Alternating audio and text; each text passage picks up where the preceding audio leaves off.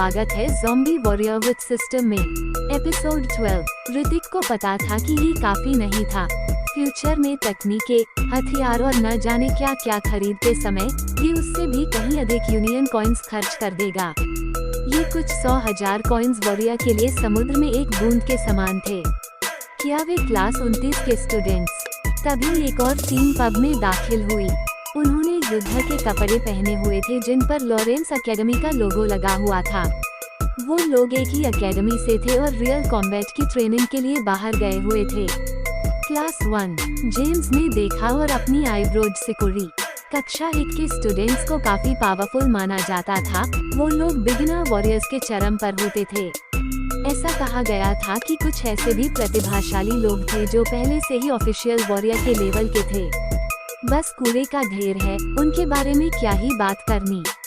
उन लोगों की बातें सुनकर क्लास 29 का मॉनिटर होने के नाते महर को काफी गुस्सा आया और गुस्से में उसने अपनी मुठ्ठियां भींच ली। क्या महर चंदेला, सिर्फ अपनी ताकत के दम पर तुम मुझे हराना चाहते हो? एक लड़के ने उसकी हरकतें देखी और उसका मजाक बनाते हुए कहा। उसका नाम रजत ओब्रॉय था और वो पहले से ही एक ऑफिशियल वॉरियर की पोस्ट पर था। लॉरेंस एकेडमी की लड़ाकू ताकत रैंकिंग में उसे 108वां स्थान दिया गया था। लॉरेंस एकेडमी के हजारों स्टूडेंट्स के बीच की ये रैंकिंग पहले से ही बेहद पावरफुल थी। महर की रैंकिंग हजारों में थी और वो उससे लड़ने के काबिल नहीं था, इसलिए उसकी उनसे कुछ कहने की हिम्मत नहीं हुई। हमारे काम रोड़े अटकाओ। ठीक इसी समय दूसरी ओर से एक और आवाज सुनाई दी। तुम लोग क्या कर रहे हो? जेम्स ने गुस्से से पूछा। वो अभी भी डिस्प्ले स्क्रीन पर मिशनों को देख रहा था और देखना चाहता था कि क्या वो कोई इनाम जीत सकता है। लेकिन तभी उसे एहसास हुआ कि किसी ने उसे धक्का दे दिया। क्या तुम लड़ना चाहते हो? ये देखकर कि जेम्स कितना गुस्से में था, जिस लड़के ने उसे दूर धकेला था उसने उसका मजाक बनाया। तुम। जेम्स ने अपनी मुठ्ठियां भींच ली क्योंकि उसका दिल गुस्से से भर गया था, लेकिन वो इतना पावरफुल नहीं था। उसके सामने वाला इंसान एक मिडिल वॉरियर था और उसकी ताकत का सामना करना नामुमकिन था। कक्षा 29 के सभी स्टूडेंट्स, तुम सब के सब अभी कमजोर हो। चाहे तुम कितनी भी मेहनत कर लो, तुम वैसे ही रहोगे, एक कमजोर। अरे हाँ, मैंने सुना है कि वो कमजोर ऋतिक तुम्हारी क्लास में है, जैसा कि एक घटिया क्लास में होते हैं। अजय सबरवाल ने उन लोगों का मजाक बनाया। माफ करना दोस्त। तभी अजय के कानों में एक आवाज सुनाई दी। अजय ने मुड़कर देखा तो वहाँ ऋतिक खड़ा हुआ था। 3 दिनों की ट्रेनिंग के बाद ऋतिक का स्वभाव बदल गया था। माफ करना मतलब, लेकिन इससे पहले कि वो कुछ कह पाता, एक पंच उसकी ओर बढ़ने लगा। एक कमजोर बिगिनर वॉरियर, तुम मरना चाहते हो मेरे हाथों से? पहले तो अजय हंसा, फिर अपने दाहिने हाथ की मुट्ठी भींच ली और उसका पंच ऋतिक के पंच से टकरा गया। टकराने से एक जोरदार धमाका हुआ। अजय को पता था कि उसका पंच ऋतिक के हाथ को तोड़कर रख देगा, लेकिन वो शॉक हो गया जब उसे अपने हाथ में दर्द महसूस हुआ और ऋतिक के चेहरे पर दर्द का कोई भाव नहीं था।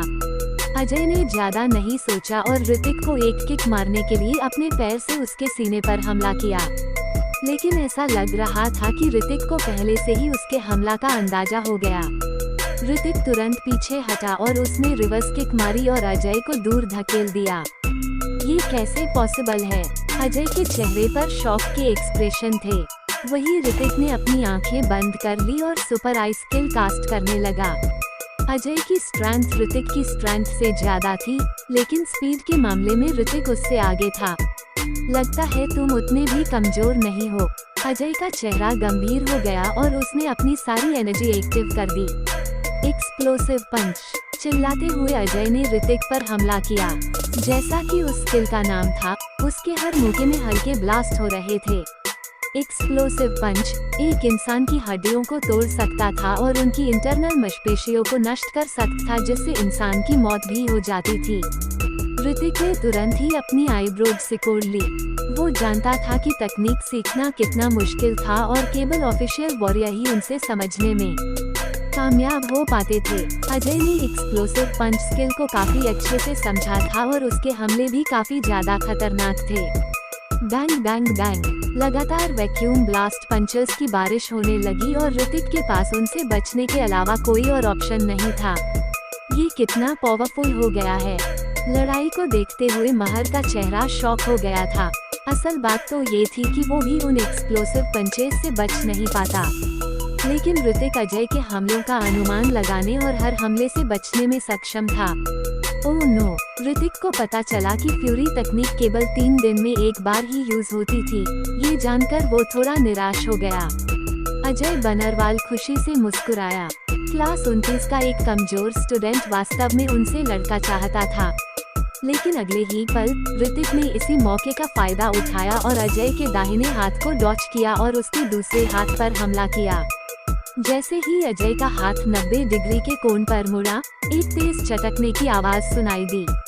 आह! अजय दर्द में करहाते हुए चीख। तुमने क्लास 1 के लोगों को पीटने का साहस किया, इसे मारो। लड़ाई का नतीजा देखकर क्लास 1 गुस्से से भड़क उठी और दहाड़ने लगी। तुम सब क्या कर रहे हो? जेम्स और दूसरा स्टूडेंट आगे जाने लगे।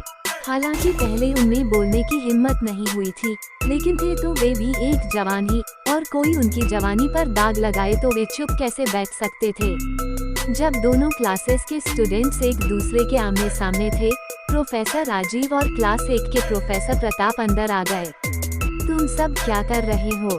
प्रोफेसर प्रताप ने सख्ती के साथ उन लोगों से सवाल किया। प्रोफेसर प्रताप, क्लास 29 में से किसी ने अजय बनरवाल का हाथ तोड़ दिया। एक लड़के ने जवाब दिया।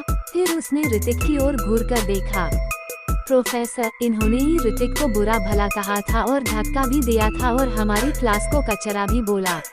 जेम्स ने अपनी क्लास की सफाई देते हुए कहा। प्रोफेसर राजीव की आईब्रोज सिकुड़ गई और उन्होंने अपना हाथ लहराया। वो जेम्स की ओर मुड़े और बोले, मुझे विस्तार से बताओ कि क्या हुआ था। जेम्स ने अपना सिर हिलाया और कुछ भी बड़ा चढ़ाकर नहीं कहा। उन्होंने प्रोफेसर को वो सारी बातें बताई जो वहाँ पर हुई थी। प्रोफेसर राजीव पहले से ही गुस्सा थे जब उन्होंने सुना कि अजय ने उनकी क्लास का मजाक उड़ाया था। उन्हें ये सुनकर थोड़ा तसल्ली हुई कि ऋतिक ने उस लड़के का हाथ तोड़ दिया, लेकिन उन्होंने ये तसल्ली अपने चेहरे पर नहीं आने दी। तुम्हें अपने कलीग के साथ लड़का नहीं चाहिए था ऋतिक। प्रोफेसर राजीव ऋतिक के सामने गए और थोड़ा नाटक करते हुए बोले, ये क्या है? आपकी क्लास में किस तरह के स्टूडेंट्स हैं? क्लास 1 का कोई स्टूडेंट गुस्से से बोला। ऋतिक, जल्दी से उससे माफी मांगो। प्रोफेसर राजीव ने कहा। उन्होंने ऋतिक से माफी मांगने को कहा, लेकिन उन्होंने जानबूझकर ऋतिक के नाम पर जोर दिया। कलीग अजय, मार करना, मुझे अभी इतना जोर से नहीं मारना चाहिए था। ऋतिक ने अजय से माफी मांगी, जो अभी भी दर्द से कराह रहा था। ऋतिक की बात सुनकर उन सभी के चेहरे गुस्से से लाल हो गए। ये माफी मांग रहा था या बेइज्जती कर रहा था? तुम्हारा नाम क्या है? प्रोफेसर प्रताप ने ऋतिक को घूरते हुए उससे सवाल किया। क्या आपको नहीं पता? क्या मुझे अपना इंट्रोडक्शन देना होगा? ऋतिक ने अपनी आईब्रोज सिकोड़ते हुए जवाब दिया। मैं वही हूँ जिसे ये लोग कमजोर कह रहे थे, ऋतिक अल्हावत। ऋतिक अल्हावत। जब उन्होंने उसका नाम सुना तो वे हैरान हुए बिना रह नहीं सके। उन्हें पता था ऋतिक लॉरेंस एकेडमी का सबसे हाई रैंक का स्टूडेंट था, लेकिन लास्ट से हर कोई ऋतिक को जानता था क्योंकि वो सबसे कमजोर था। इस समय क्लास 1 के कई स्टूडेंट्स के चेहरे गुस्से से लाल हुए पड़े था। उन्हें काफी अपमान और शर्मिंदगी महसूस हो रही थी। तुम सच में ऋतिक अल्हावत हो? विवेक शर्मा ने थोड़ा चिढ़ते हुए ऋतिक से कहा। उसने एकेडमी के सबसे निचली रैंकिंग वाले स्टूडेंट का नाम सुना था, लेकिन उसने ये एक्सपेक्ट नहीं किया था कि वो ऋतिक से इस हालत में मिलेगा। इसके अलावा उसने अजय का हाथ भी तोड़ दिया था। भले ही अजय ने अपने दुश्मन को कम आंका था और इसमें ऋतिक की किस्मत का भी साथ था।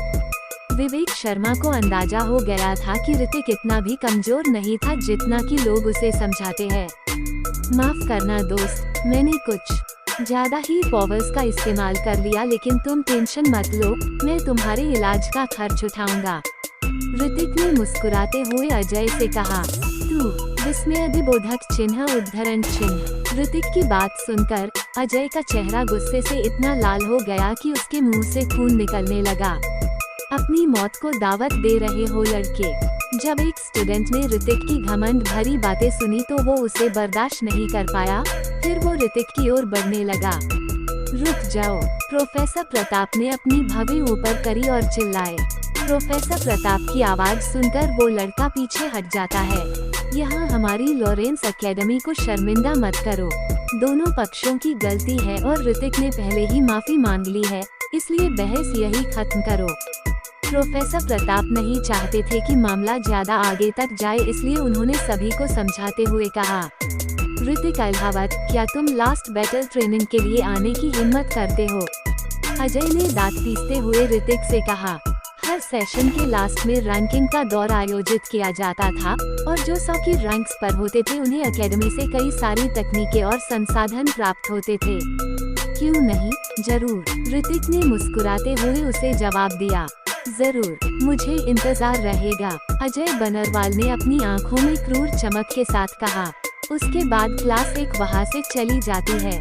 बाकी बचे लोग आंखें फाड़े ऋतिक को घूर रहे थे। उन्हें उम्मीद नहीं थी कि ऋतिक क्लास 1 के पावरफुल अजय बनरवाल को हरा पाएगा। बहुत बढ़िया ऋतिक, तुमने इस आदमी का हाथ तोड़ दिया। जेम्स ने ऋतिक के कंधे को थपथपाया और कहा। इस समय प्रोफेसर राजीव भी तारीफ भरी नजरों से ऋतिक को देख रहे थे।